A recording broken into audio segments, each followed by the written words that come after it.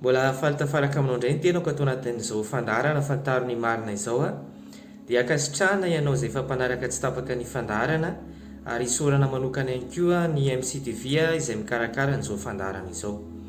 Amin'ity anio ity isika dia resaka lohahevitra anankiray dia hoe Nantsoin'ny Ray hody any aminy. Nantsoin'ny Ray hody any aminy izay indray zany no lohahevitra ho resantsika amin'ity anio ity. Izay teny izay moa dia hitantsika eny amin'ny fierapara rehefa misy ihany koa olona manao filazana manjo dia enitsika izay teny hoe Nantsoin'ny Ray hody any aminy izay. Fa ny Baiboly dia mampianatra antsika fa misy ray izay mizara roa mazava ao anatin'ny Baiboly. Any amin'ny Jaona 4:9 dia ny 2:7 sy ny 4:7 Jesosy dia milaza hoe raha Andriamanitra ny rainareo dia ho tia ahy ianareo satria avy tamin'Andriamanitra ny voahako sy ny nakanesako aty. Ny 4:7 Jesosy dia milaza ihany koa hoe ianareo avy amin'ny devoly rainareo ka izay sitraky ny rainareo no tianareo atao. Arak'izany tenin'Andriamanitra anankiroa zany dia misy ray izay ambaran'i Jesosy mizara roa mazava tsara, dia misy ilay ray izay any an-danitra ary ny devoly ihany koa dia ambara hoe ray izy. Ka ny dikan'izay zany dia misy ray samy hafa ambaran'ny Baiboly. Tsy ny olombelona rehetrarehetra eto ambonin'ny tany no zanak'Andriamanitra, na dia Noharian'Andriamanitra ary ny olona rehetra, fa saingy tsy ny olona rehetra eto ambonin'ity tany ity no zanak'Andriamanitra. Tsy ny olona rehetra no makany amin'Andriamanitra rehefa miala eto ambonin'ity tany ity. Izay zanak'Andriamanitra ihany no adidin'Andriamanitra. Izay zanak'Andriamanitra ihany no makany amin'Andriamanitra rehefa miala eto ambonin'ity tany ity. Izay zanak'Andriamanitra ihany no eo ambanin'ny fiahin'Andriamanitra, araka ny tenin'Andriamanitra hoe ny zanako sy ny asan'ny tanako dia aoka ho adidiko ihany. Ka midika zany fa misy ny zanak'Andriamanitra ary misy ny tsy zanak'Andriamanitra.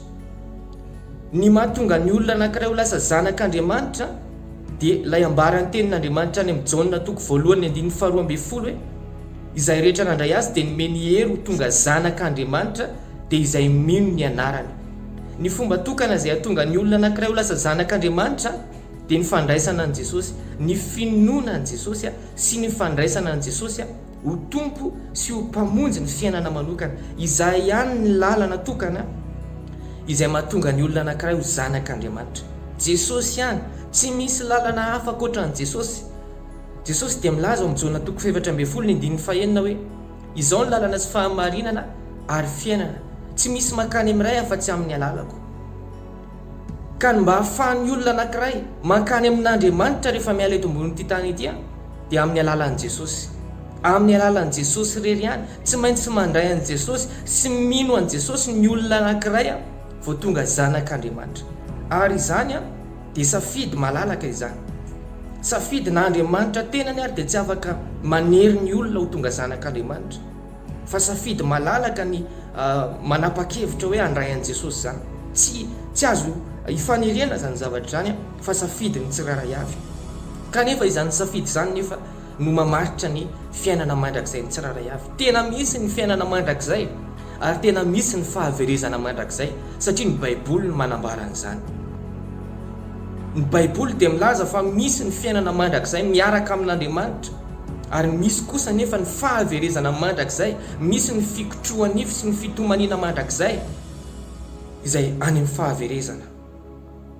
Ka androany raha mbola tsy zanak'Andriamanitra ianao, raha mbola tsy nandray an'i Jesosy ianao dia mbola fotoana izao, araka nambarako teo hoe tsy azoko atao ny manery ianao ary tsy azon'Andriamanitra atao ny manery ianao, fa fanapa-kevitra manokana ny mino sy mandray an'i Jesosy ho tombo sy mpamonjy ny fiainanao dia mino nefa fa tsy haninenanao zany safidy lehibe zany.